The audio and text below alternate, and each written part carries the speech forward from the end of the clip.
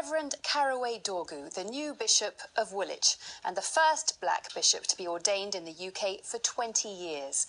The appointment is being welcomed as a step towards addressing the lack of black and Asian clergy at senior levels of the Church of England, as Sarah Harris reports.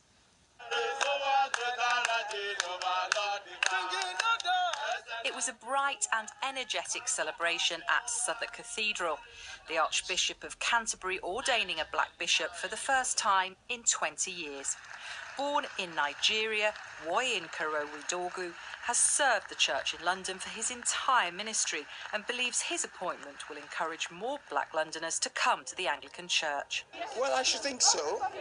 I should think that if people begin to see more people who look like themselves in leadership, they'll feel more inclined to want to listen to the message of the community of the church. I speak in the name of the Son, power of the Holy Spirit.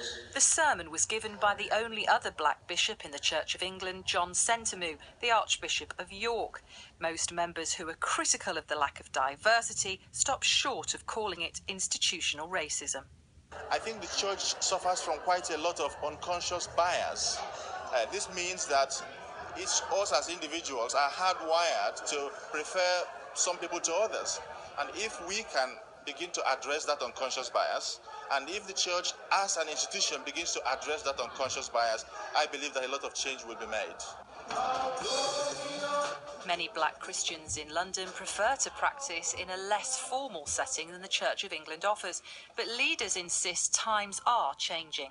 We have to find ways to ensure that we enable and engage and encourage BAME people to take responsibility and leadership at all levels of the church. This is a great moment, but it's only a moment. We've got to really embed this at all levels, lay and ordained and licensed in our church. And do you think this paves the way for perhaps a black Bishop of London?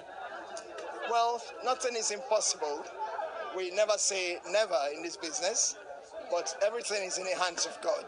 His smile was certainly attracting crowds of adoring fans on the banks of the Thames after the service. It's hoped that his star quality will help reverse dwindling Church of England congregations across the capital. Sarah Harris, BBC London News, Southwark Cathedral.